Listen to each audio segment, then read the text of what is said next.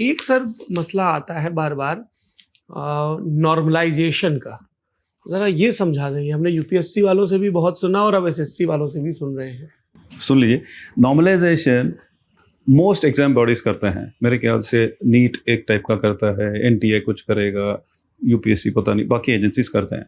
SSC के संदर्भ में नॉर्मलाइजेशन इसलिए करते हैं क्योंकि हम जितने लोगों के लिए टेस्ट एक शिफ्ट में कर सकते हैं उससे ज़्यादा कैंडिडेट्स हैं।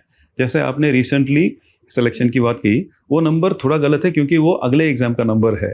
सिलेक्शन में हमें 11 लाख एप्लीकेंट्स थे और 5.5 लाख लोगों ने लिखा।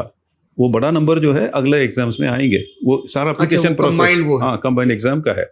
ठीक है, अब जब 11 लाख लोग एग्जाम लिख रहे हैं तो एक शिफ्ट में करेंगे तो काम खत्म, एक एग्जाम में हो जाएगा।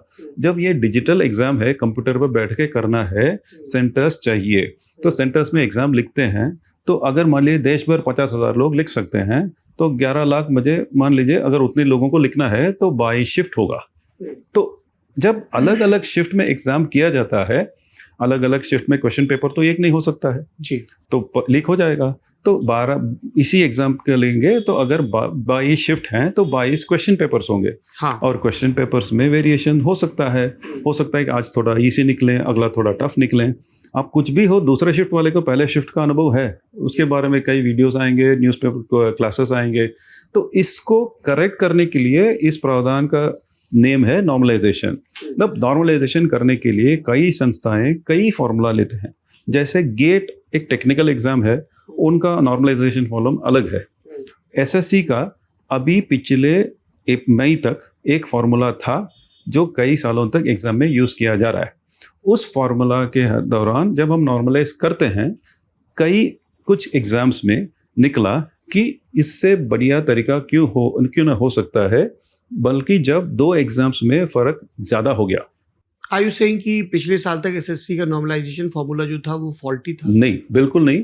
That normalization and this has been contested in court also. लोग नॉर्मलाइजेशन और नॉर्मलाइजेशन फॉर्मूले के खिलाफ सुप्रीम कोर्ट तक गए हैं और सुप्रीम कोर्ट ने ऑर्डर ये किया है, भाई आपका रोल ये है एग्जाम करने से पहले नॉर्मलाइजेशन का फॉर्मूला बता दो और उसी के हिसाब से नॉर्मलाइजेशन करो। और वो नॉर्मलाइजेशन एक्सपर्ट से होना चाहिए, ऐसा नहीं कि हम किसी से फॉर्मूला लिया। तो अभी पिछले 5 साल 6 साल जून 2025 तक जो नॉर्मलाइजेशन फॉर्मूला यूज़ किया गया वो एक्सपर्ट से बना हुआ था।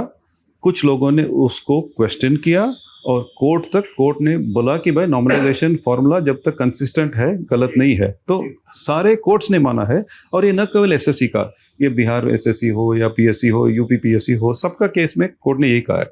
जब नॉर्मलाइजेशन एक्सेप्टेड है, नॉर्मलाइजेशन करने के में ऑप्शंस हैं। तो इसीलिए हमने इस क्वेश्चन को इंडियन स्टैटिस्टिकल इंस्टीट्यूट, तो कलकत्ता में जी मोस्ट प्रोमिनेंट स्टैटिस्टिकल इंस्टीट्यूट है देश का, तो उनको ये प्रॉब्लम रखा कि भाई नॉर्मलाइजेशन देखो कई लोग कई तरीके से कर रहे हैं, हम भी अभी तक ये कर रहे हैं, इसके बारे में कुछ क्रिटिसिज्म आ रहे हैं, वो भी उनको दिया और बोला कि भाई इसके बारे में स्टडी करके बताए। तो उन्होंने हमें बताया सर ये भी ठीक है लेकिन दूसरा भी ठीक है। अगर आपके सारे एग्जाम्स कंसिस्टेंट हैं तो उस फॉर्मूले में कोई दिक्कत नहीं है।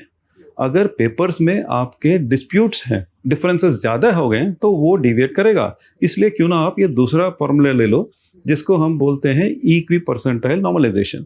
और इंडिया में कई सारे संस्थाएं हैं वो उसी फॉर्मूला को अडॉप्ट कर रहे हैं। तो हमने भी उस फॉर्मूला को अडॉप्ट किया है और अभी जून 2025 से अपने सारे एग्जाम्स में हमने वेबसाइट में भी डाला है, नोटिस में भी डाला है, यही नॉर्मलाइजेशन फॉर्मूला होगा। और उस नॉर्मलाइजेशन फॉर्मूला में ये है कि अगर एग्जाम टू एग्जाम अगर डिफरेंसेस हो तो कैंडिडेट पर इम्पैक्ट बिल्कुल कम होगा, क्योंकि हर शिफ्ट से एक परसेंटाइल बेसिस पे कैंडिडेट्स क्वालिफाई होंगे।